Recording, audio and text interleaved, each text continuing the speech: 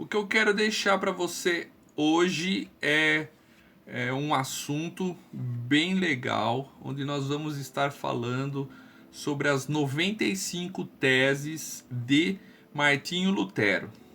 Pois é, você já deve ter ouvido falar muito de Martinho Lutero, Reforma Protestante, já ouviu com certeza falar a respeito das teses que ele teria pregado na porta da igreja do Castelo de Wittenberg. Isso eu tenho certeza que você já ouviu. Mas eu te pergunto, você já leu as 95 teses? Provavelmente não, né? Então, como é que você concorda com tudo o que está escrito lá? Veja como nós somos influenciados por pessoas, por historiadores, por muitas vezes aqueles que nos trazem uma palavra transmitida de um conhecimento, mas que nós deixamos de pesquisar realmente e simplesmente acreditamos naquilo que eles nos falam. É correto isso? Vale a pena refletir. Então hoje a gente vai falar um pouquinho sobre Martinho Lutero, somente uma introdução, ok, queridos? Porque não é possível entrar em questões mais amplas, mais teológicas, mais didáticas.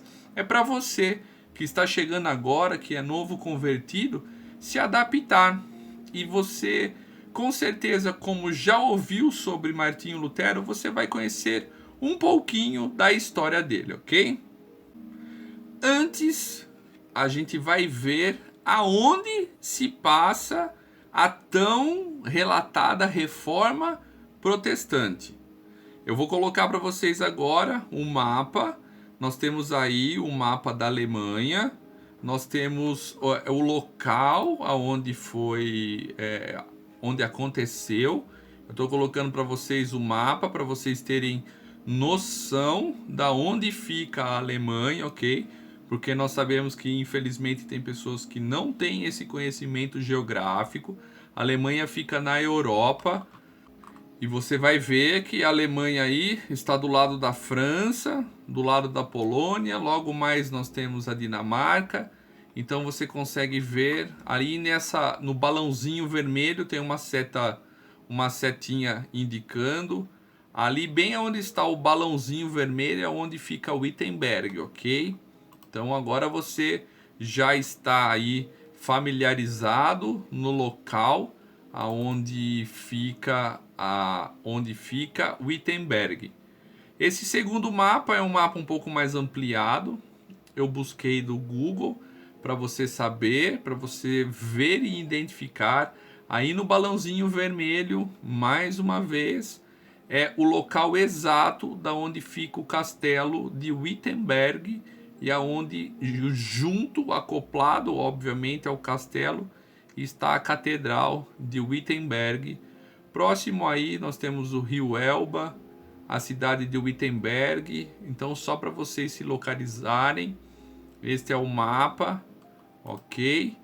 E quero deixar para vocês também este mapa que é muito legal, porque hoje nós temos acesso à tecnologia e nós buscando no Google eu pude pesquisar a cidade de Erfurt, que é onde Lutero saiu e foi até Wittenberg para se dedicar principalmente aos estudos. Então você vai ver aí nesse mapa que Erfurt até Wittenberg nós temos aproximadamente 210 quilômetros. Hoje levaríamos de carro, como a própria simulação do Google diz, 2 horas e 15, 2 horas e meia, dando aquela paradinha para descansar, né? E imagine Lutero. Imagine Lutero.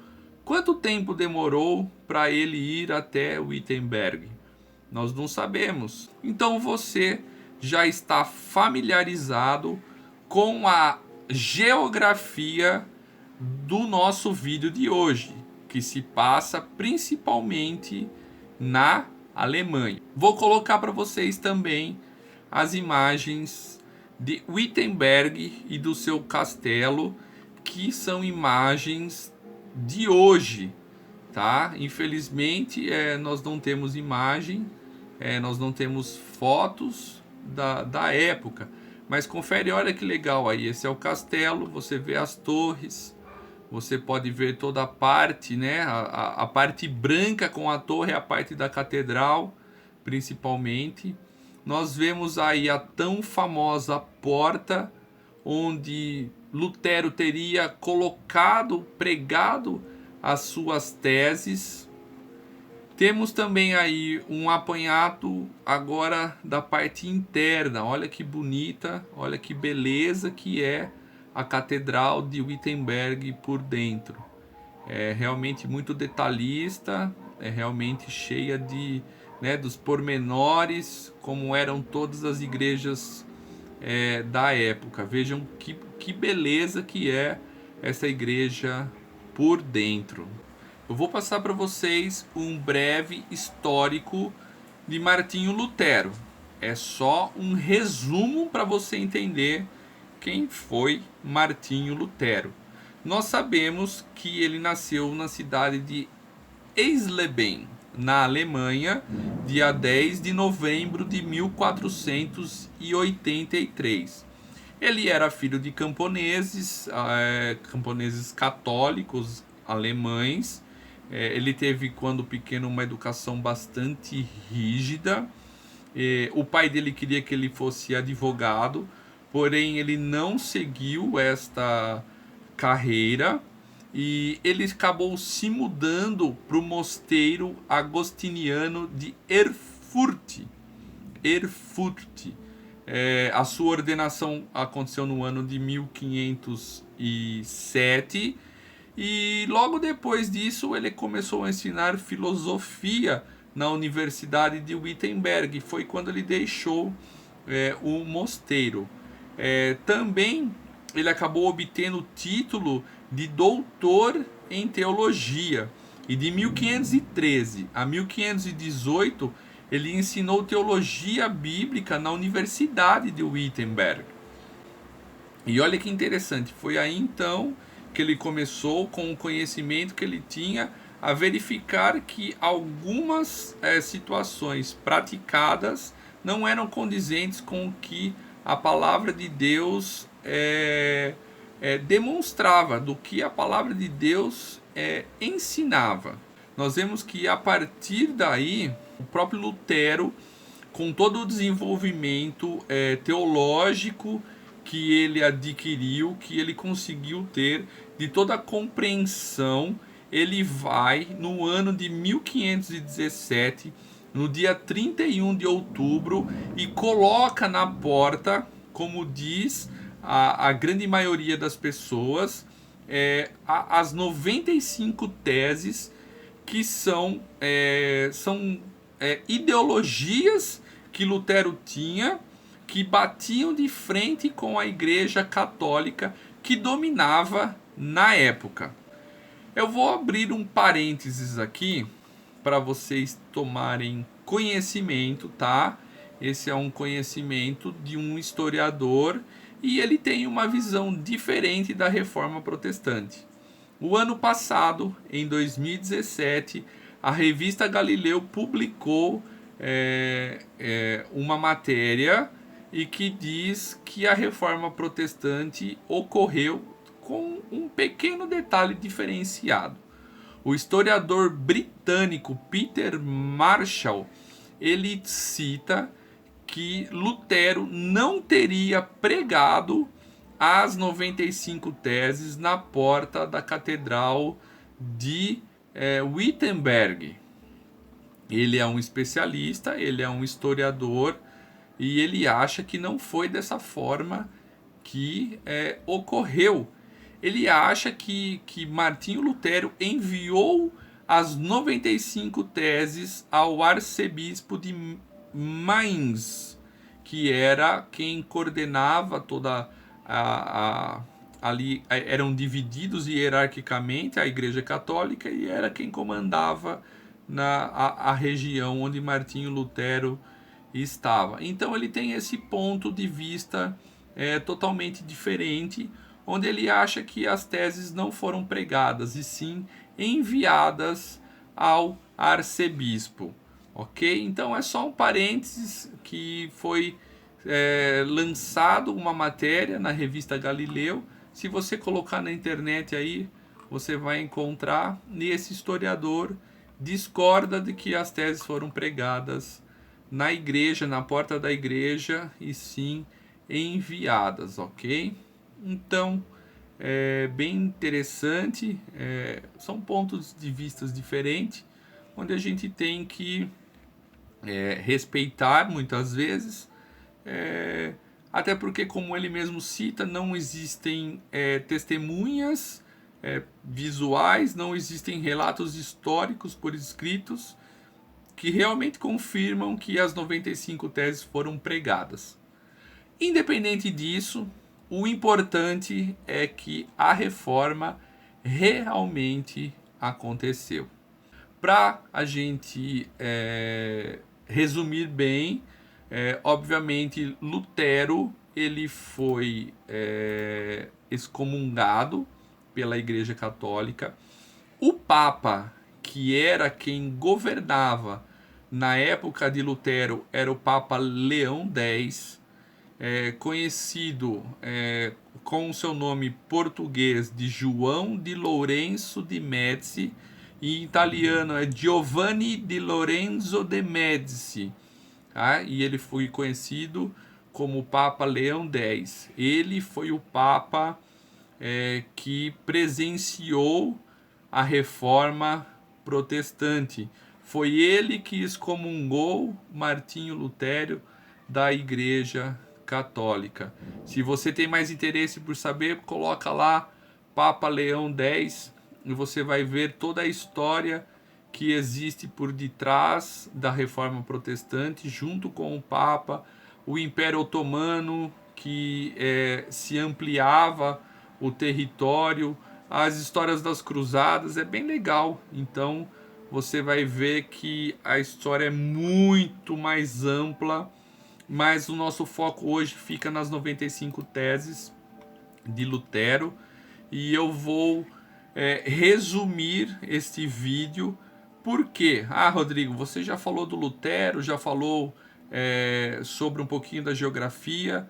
Vou deixar para vocês alguns nomes importantes que vieram após a Reforma Protestante, para vocês conferirem também, e vai ser bem legal, porque você vai ver que a atitude de Lutero despertou a curiosidade, despertou a coragem de outras pessoas para o seguirem.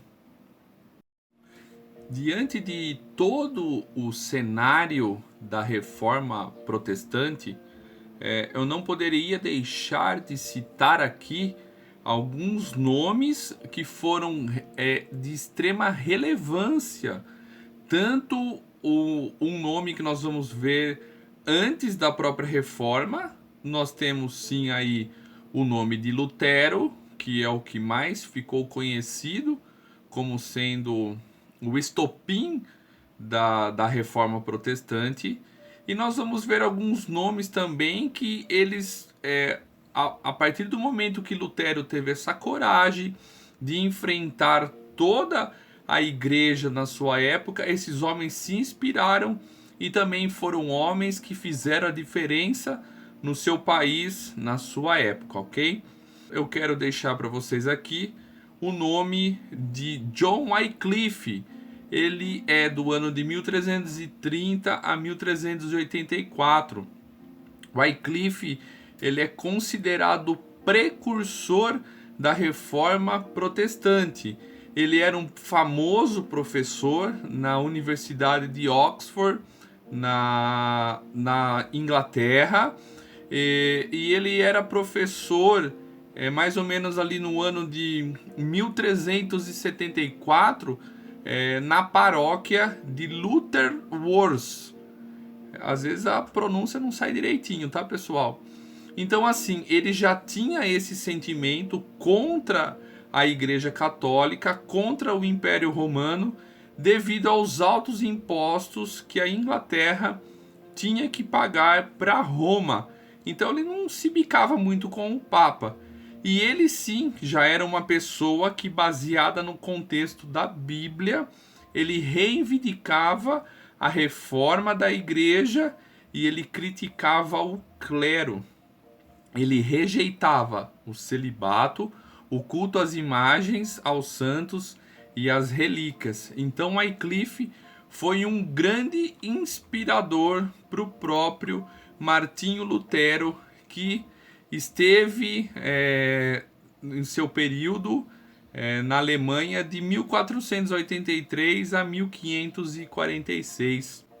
Depois disso, nós temos o grande nome de João Calvino, de 1509 a 1564, teólogo protestante francês, que por causa da perseguição religiosa que ele sofreu, ele acabou fugindo para a Suíça, onde lá sim ele fundou o movimento calvinista, tão conhecido até hoje, a eterna discussão entre Calvino e Armínio, que se passam séculos e até hoje ninguém tem uma convicção concreta, né? Essa é uma briga teológica onde ninguém chega a lugar nenhum. Ele foi sim um homem que se inspirou, né, influenciado por Lutero, por Melanchthon, por Zwinglio, Bucer, esses nomes nós vamos ver agora. E ele ensinou muitas pessoas, né, ensinando teologia na academia em 1559 na cidade de Genebra. Temos também Philip Melanchthon, de 1497 a 1560. Ele era filólogo, teólogo e ele tornou-se um dos principais líderes do luteranismo após a morte de Lutero. Olha que interessante. Ele ficou conhecido como o educador da Alemanha, né? Então, assim, ele agiu, ele conseguiu continuar essa linha de pensamento de Lutero dentro do território alemão.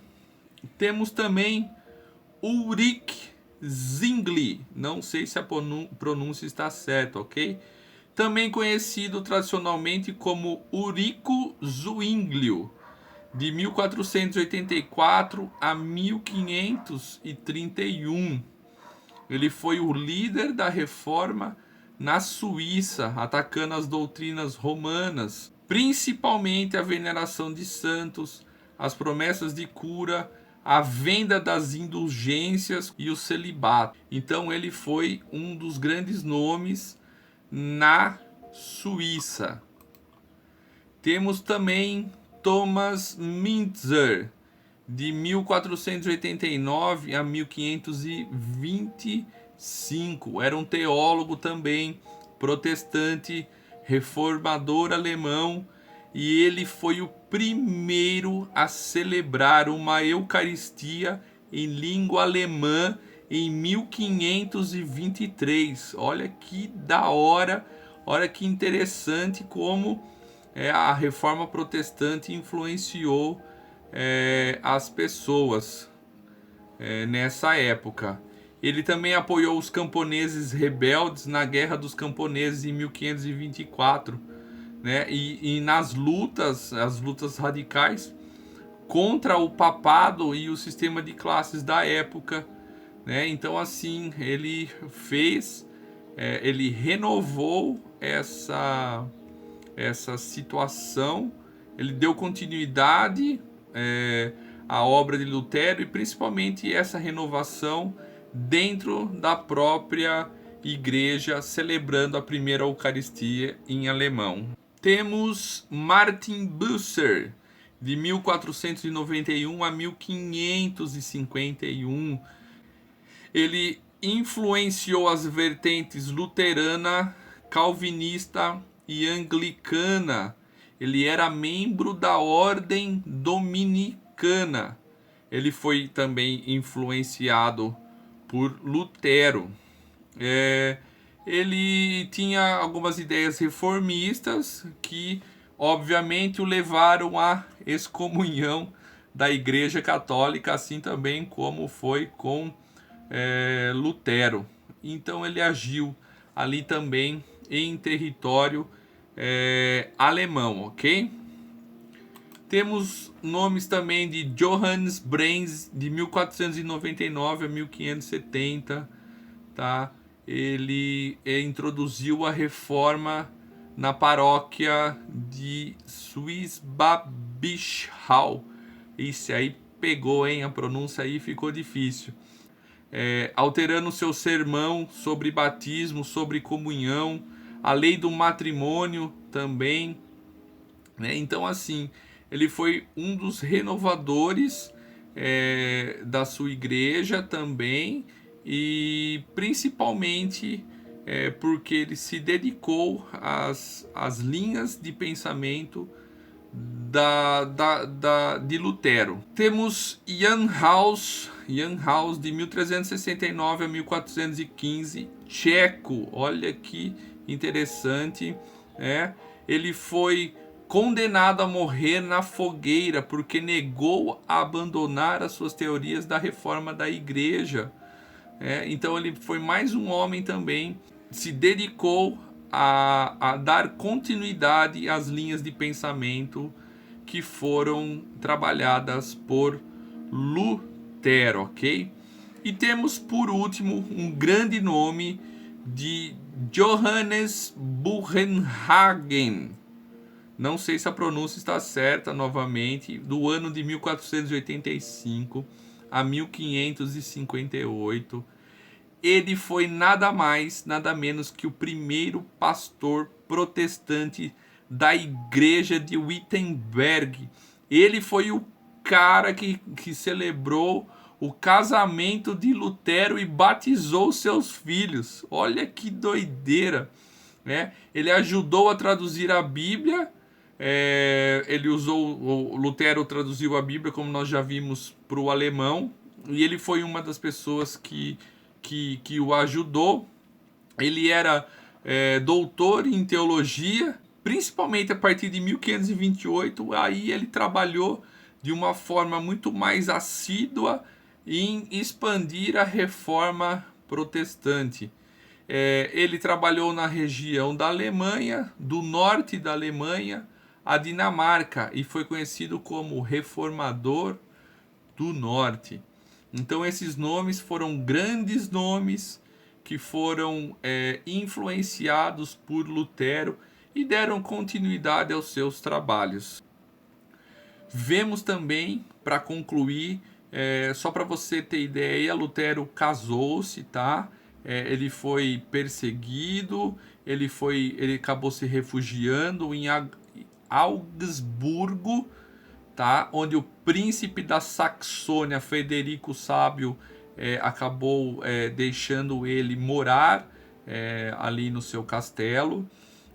Nós temos também que daí o Papa envia uma bula papal para Lutero, dizendo assim, viu, ou você se retrata ou a gente vai excomungar você da igreja. Ele simplesmente vai, pega a bula papal, rasga essa bula e fala, meu, parafraseando, tô nem aí para você, entendeu? Isso aqui para mim não tem a menor importância. E ele acaba então sendo excomungado da igreja. Martinho Lutero acaba falecendo de derrame cerebral em 1546, com 63 anos de idade, na sua cidade de Eisleben, ok? E o corpo dele foi sepultado depois, posteriormente, na Catedral de Wittenberg. Rodrigo, e aí? E as 95 teses? Eu vou deixar para você que tem curiosidade as 95 teses no final do vídeo. Eu vou deixar todas, da primeira até a 95, para você conferir e para você fazer a leitura das 95 teses. Resumidamente, qual foi o propósito das 95 teses? Combater a questão do dinheiro, combater a venda das indulgências. Pois é, os papas na época, principalmente o Papa Leão X, como nós vimos, eles praticavam a venda das indulgências. O que era isso?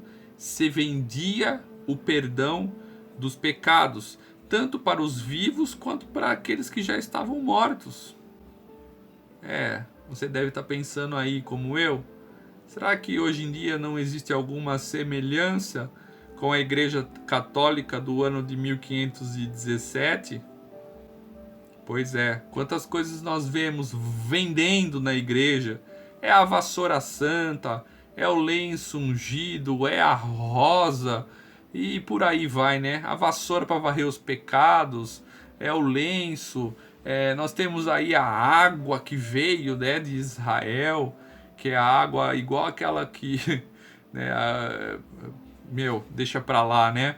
O pessoal pega água na torneira e depois fala que é a água ungida de Israel, né? Então, assim, são todas as coisas que são vendidas na igreja. As ofertas que você é obrigado a dar, você é persuadido a dar, achando que você vai receber, que você vai conseguir comprar a sua bênção de Deus.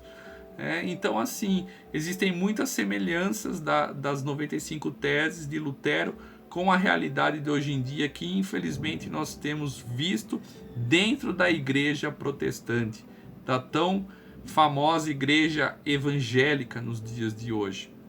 E as 95 teses tiveram o propósito de combater essa atitude praticada pela Igreja Católica, onde eles enganavam o povo, onde o povo era induzido ao erro, onde os líderes, onde os sacerdotes, onde o clero, eles tinham conhecimento e usavam deste conhecimento para manipular as pessoas e para extorquir o dinheiro delas, achando que elas poderiam comprar realmente um lugar nos céus.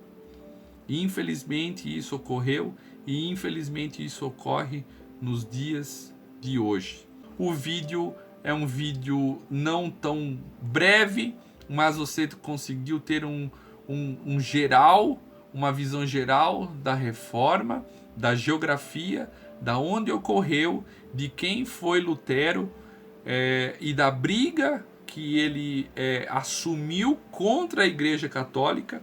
E você vai ver aí, resumidamente, que ele influenciou muitas pessoas que tiveram a coragem para poder também fazer a reforma em seus países.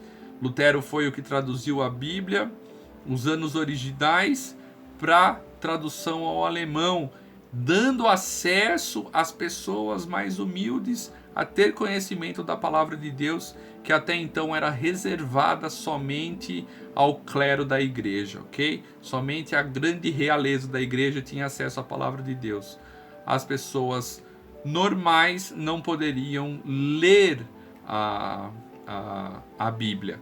E após Lutero também a metodologia, a liturgia da igreja, dos cultos, das missas passam a ser diferentes. A linguagem passa a ser diferente. Então Lutero foi algo que realmente, por isso que ele tem toda essa grandeza, esta fama, justamente por causa de todos esses itens que foram transformados dentro da igreja através da atitude que ele teve. Então você que se interessa, dá uma olhada nesse vídeo, no final dele as 95 teses para você ler, para você conferir, porque em mais de 20 anos de convertido, eu já perguntei para várias pessoas quantos leram as 95 teses e até hoje eu só tive resposta de 2 que tinham conhecimento, porque eles são pastores, porque eles são professores, porque eles influenciam outras pessoas. Mas a grande maioria nunca leu as 95 teses. E hoje você tem essa oportunidade de fazer a diferença, ok? Se você gostou desse vídeo, deixa o seu like. Não esquece de se inscrever no canal e compartilha com alguém esse vídeo, que com certeza você vai estar ajudando a ele edificar a vida dela, ou ela também vai edificar uma outra pessoa, ok? Que Deus abençoe e até a próxima.